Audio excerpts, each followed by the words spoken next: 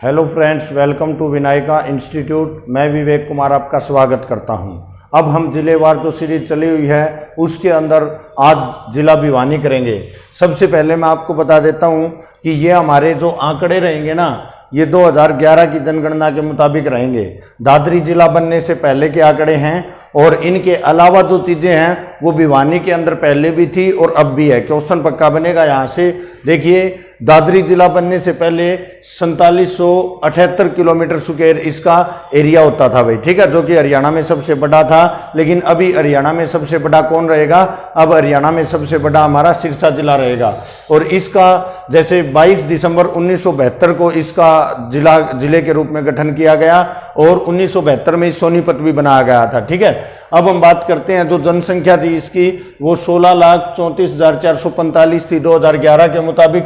लिंगानुपात 886 था। एजुकेशन 76.7%, घनत्व 342 था। और ठाकुर नीम सिंह तंवर ने इसको बसाया था और अपनी पत्नी जो भवानी या बानी के नाम से इसकी पत्नी थी, उसके नाम पे भिवानी का नाम रखा गया था, ठीक है। और इसके बाद में बात करता हूँ किशोरीलाल ठाकुर। किशोरीलाल ठाकुर ने भी मतलब इसमें विधिवत रूप से पूजा करके इस जिले का निर्माण किया था। तो भवानी खेड़ा जो है वो भी हमारा किसके अंदर रहेगा? भिवानी के अंदर भवानी खेड़ा तहसील भी रहेगी।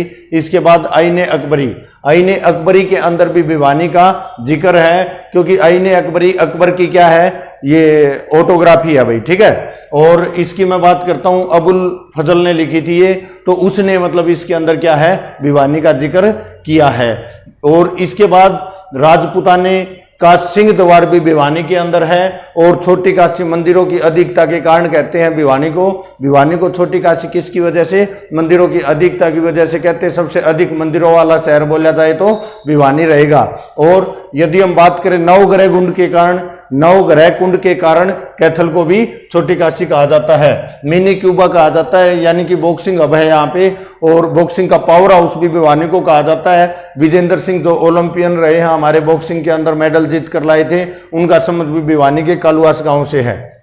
इसको धर्मार्थों का शहर बोलते हैं, युद्ध नायकों का शहर बोलते हैं। और मैं बताता हूँ वीके सिंह जो कि मतलब हमारे सेनाध्यक्ष रहे हैं, वो भी हमारे भिवानी के बापोड़ा गांव से है। पंडित नेकीराम शर्मा जो कि मतलब कलिंगा गांव भिवानी के अंदर है, वहां से इनका संबंध है। और इन्होंने भी मतलब आज़ादी के अंदर बहुत भूमिका निभाई थी। और इन्होंने जैसे कि जो महात्मा गांधी ने लोगों को मतलब सेना के अंदर भर्ती होने के लिए कहा था, तो उसका विरोध भी पंडित नेकीराम शर्मा ने किया था। मिताथल, नौरंगाबाद, ये जो कि मतलब पुरातात्विक हड़प्पा से संबंधित जो भी साक्ष्य मिले हैं वो भी हमारे भिवानी के अंदर मिताथल, और दूसरा हमारा कौन सा? नौरंगाबाद रहेगा। भिवानी टेक्सटाइल मिल भी भिवानी के अंदर है, जिसका 1937 में निर्माण किया गया था भिवानी के अंदर। और यहाँ पे जो कपड़ा बनता है ना, उसका बांग्लादेश में, बेल्जियम में और तुर्की देशों में कपड़ा जो है वो एक्सपोर्ट किया जाता है। हरियाणा विद्यालय शिक्षा बोर्ड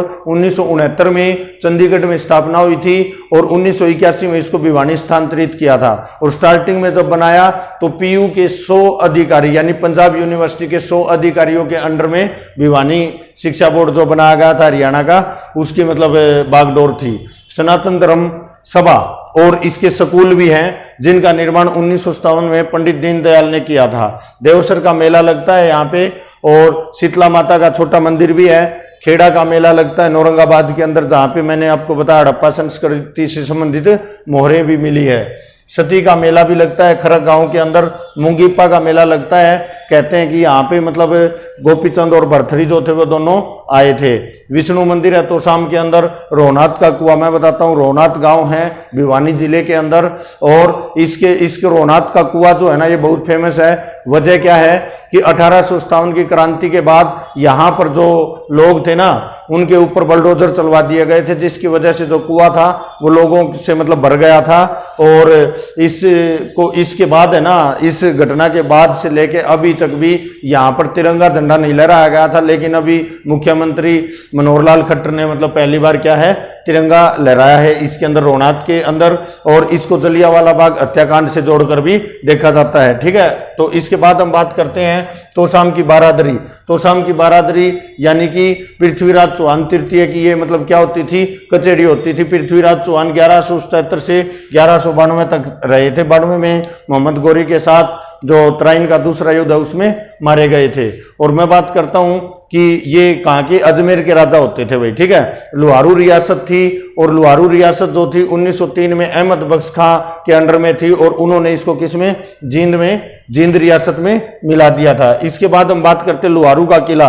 1570 में लुहारू का किला अर्जुन सामंत ने बनवाया था, और लुहारू के अंदर एक टकसाल भी है। ठीक है, जो टकसाल थी वो जयपुर रियासत की थी भाई। ठीक है, इसके बाद हम बात करते हैं स्टार बिल्डिंग। दिनोद भिवानी के अंदर स्टार बिल्डिंग या षटकोणीय पिरामिड बोलते हैं, महाराज ताराचंद के उसके समाधि है भाई ये। ठीक है, और ये बिना पिलरों की बिल्डिंग है, स्टार बिल्डिंग, जो कि भिवानी के अंदर है।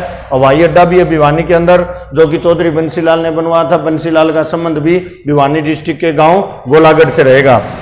बिड़ला ग्रुप के संस्थान भी है यहाँ पर, यानी टेक्नोलॉजिकल इंस्टीट्यूट, जिसकी स्थापना 1943 में की गई थी। इसके बाद हम बात करते हैं श्याम सरोवर। श्याम सरोवर 22.5 बीघे के अंदर है, और लगभग 400 वर्ष पहले सेठ सीताराम ने मतलब इसका निर्माण करवाया था। और जो सेठ सीताराम थे वो शाहजहां जो था ना उसका मुनीम होता था भाई। ठीक है, और खनिज यहाँ पर सोरा पाया जाता है, और सबसे अधिक मात्रा में मोटे अनाज यानी कि बाजरा और चना भिवानी के अंदर ही उगाया जाता है। तो स्टूडेंट्स आज के लिए इतना ही रहेगा।